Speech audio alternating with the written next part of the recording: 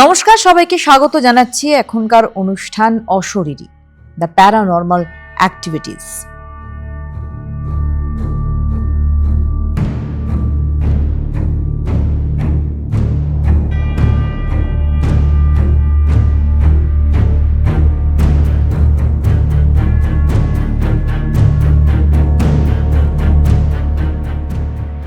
The paranormal অ্যাক্টিভিটিসের উপর এই বিশেষ অনুষ্ঠান বেশ কিছুটা পর্ব আমরা এগিয়ে গিয়েছি।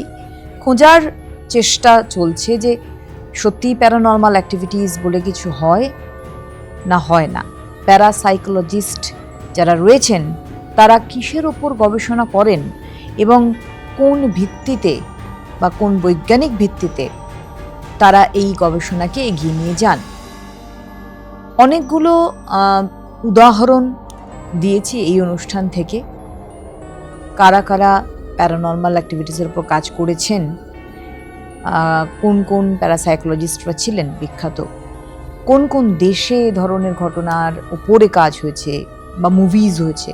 আমরা এর আগের পর্বেও আলোচনা করেছি, কনজিউরিংয়ের কথা বলেছি। কনজিউরিং নিয়ে ছাড়া আমরা অ্যামিটেবল কথা বলেছি, দ্য অ্যামিটেবল ইত্যাদি বিষয়। সব থেকে বড় কথা হচ্ছে যে আজকে যে ঘটনাটিকে নিয়ে আমরা এগোবো এটাও একটা মুভি এবং একটি বিখ্যাত মুভি। 2017 সালে মুভিটি মুক্তি প্রায়।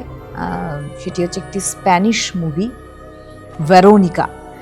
আপনারা অনেকেই হয়তো দেখে থাকবেন ভেরোনিকা। এবং 2017 সালের এই মুভি, যেখানে দেখানো হয়েছে এক কিশোরী তার স্কুলের বন্ধুদের নিয়ে স্কুলেরই বেসমেন্টে ওইজা বোর্ড, অর্থাৎ ওইজা বোর্ড মানে ওই যেখানে প্ল্যানচেট করা হয়, সেই বোর্ডে তার মৃত বাবা এবং মৃত বয়ফ্রেন্ডকে ডাকার জন্য ওই ওইজা বোর্ডে সে বসে। এবং তার ওই প্ল্যানচেট চলাকালীন সেখানে এক নান ঢুকে যান, অর্থাৎ তার স্কুলেরই এক নান। তখনই ওই ওইজা বোর্ডটা ভেঙে যায় এবং ভেঙে গিয়ে একটি সোল বা স্পিরিট বা আত্মা, যেটাই বলুন না কেন, সে প্রবেশ করে ভেরোনিকার ভেতর। এটা নিয়ে গল্পটা বলা হয়। এটি পরিচালক, এই ছবিটির পরিচালক হচ্ছে প্যাকো প্লাজা। তো প্যাকো প্লাজা নিজে একটি সাক্ষাৎকারে বলেছেন যে ছবিটি কিন্তু একটি বাস্তব ঘটনাকে কেন্দ্র করেই তৈরি করা হয়েছে। এবং এই বাস্তব ঘটনাটি হচ্ছে, ছবিটি 2017 সালের ঠিকই, কিন্তু 1990 সালে 91 সালে একজন কিশোরী, মাদ্রিদের ঘটনা এটা, ভ্যালাকাস কেস বলে খুব বিখ্যাত পুলিশ কেস, ভ্যালাকাস কেস। মাদ্রিদের এক কিশোরী, তার নাম হচ্ছে এস্তেফেনিয়া গুটিয়ারেজ লাজারো। এই এস্তেফেনিয়া হচ্ছে সেই কিশোরী যার ক্যারেক্টারটি প্লে করেছিল কিন্তু ভেরোনিকা নাম দিয়ে।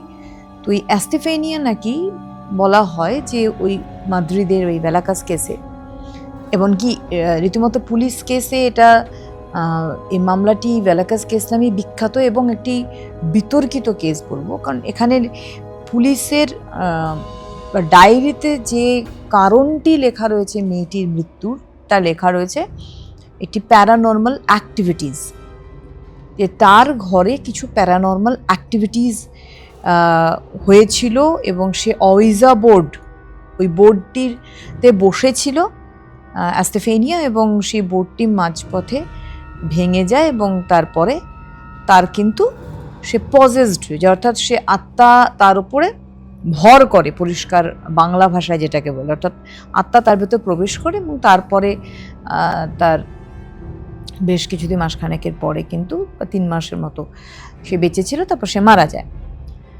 যদিও ময়না তদন্তের রিপোর্ট বলছে যে এস্তেফেনিয়ার কার্ডিয়াক অ্যারেস্ট হয়েছিল, এবং সেখানেও একটা মানে অবাস্তবের একটা বিষয় এবং একটা কনফিউশনের জায়গা ছিল। কোথাও বলা হয়েছে যে তার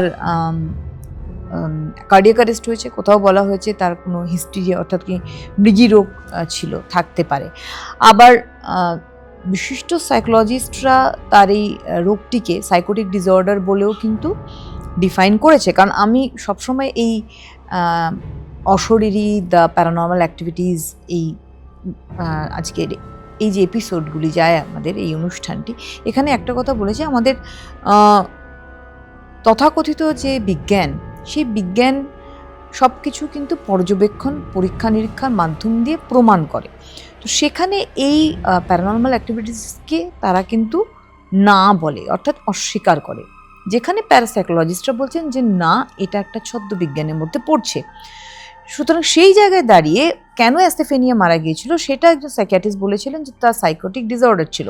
এমনকি অ্যাস্তেফেনিয়ার অভিভাবকরা বলেছিলেন অ্যাস্তেফেনিয়ার মৃত্যুর পর যে হ্যাঁ, অ্যাস্তেফেনিয়ার গলার আওয়াজ, চিৎকার শোনা যেত তার ঘর থেকে, এবং সে নাকি ছায়া দেখতো ইত্যাদি ইত্যাদি সে বলেছিল, এবং এরকম প্যারানর্মাল অ্যাক্টিভিটিস হয়।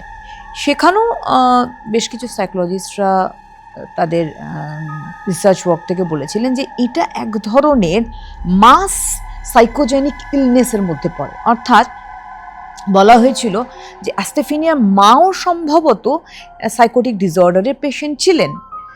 এগুলো কিন্তু প্রমাণিত নয়, সবটাই কিন্তু মনে হওয়ার ওপর নির্ভর করছে। বলা হয়েছিল অ্যাস্তেফেনিয়ার মাও হয়তো ওরকম ইলিউশনের মধ্যে বাঁচতেন, এবং মানে তিনি ইমোশনাল বা যেটাকে বলবো অ্যাটেনশন মানে সিকার ছিলেন। তো তার জন্য হয়তো উনিও এই কথাগুলো বলতেন, বা তার পরিবারের সদস্যরা এই মাস সাইকোজেনিক ইলনেসের আক্রান্ত ছিলেন, সকলেই এরকম ভ্রান্ত ধারণায় ভুগতেন। কিন্তু পুলিশ রেকর্ড যেটা বলছে ভ্যালাকাস কেসে, সেখানে কিন্তু স্পষ্ট লেখা রয়েছে, যেটা প্যাকো প্লাজা পরিচালক ভেরোনিকার যে পরিচালক তিনি বলেছেন যে পরিষ্কার লেখা রয়েছে যে কোনো প্যারানর্মাল অ্যাক্টিভিটিস হয়েছিল এমনই বলা হচ্ছে। তো এটা নিয়ে অনেক যুক্তি তর্ক, অনেক বিষয় রয়েছে, কিন্তু বাস্তবিক এই ঘটনা, যেখানে প্যাকো প্লাজা বলছে যে এই ঘটনাকে কিছুটা অতিরঞ্জিত তো করতেই হয়েছে, তার কারণ যেহেতু একটা মুভি হিসাবে আমি এটা কি দর্শকদের সামনে নিয়ে আসতে চেয়েছিলাম, কিছুটা চিত্তাকর্ষক করার জন্য, কিছুটা আরও ভয় বিতপ্রদ যাতে মানুষ হয় সেইভাবে আমি এটা তৈরি করেছি। কিন্তু এর বেস অবশ্যই বাস্তবের ওপরেই দাঁড়িয়ে রয়েছে, যেটা অ্যাস্তেফেনিয়ার ঘটনা, এবং সেখানে আমরা ভেরোনিকাকে দাঁড় করিয়েছি। যদিও ভেরোনিকার এই ছবিতে ভেরোনিকার বাবা মৃত দেখিয়েছিল, কিন্তু অ্যাস্তেফেনিয়ার বাবা মা দুজনেই তো জীবিত ছিলেন। তবে ডেফিনেটলি অ্যাস্তেফেনিয়ার বয়ফ্রেন্ড যিনি, তিনি একটি বাইক অ্যাক্সিডেন্টে মারা গিয়েছিলেন, এবং তাকেই কিন্তু সে ডাকতে চেয়েছিল। এরকম অনেক কিছু ধোঁয়াশা বিষয়, কিছু বাস্তব, কিছু কল্পনা, কিছু ভাবনা, এসব মিলিয়েই আমাদের এই অশরীরী দ্য প্যারানর্মাল অ্যাক্টিভিটিস। আমরা আগামী পর্বে আরও কিছু এমন তথ্য আপনাদের সামনে তুলে ধরার চেষ্টা করব, তার জন্য আপনাদের থাকবে অবশ্যই অপেক্ষা। নমস্কার।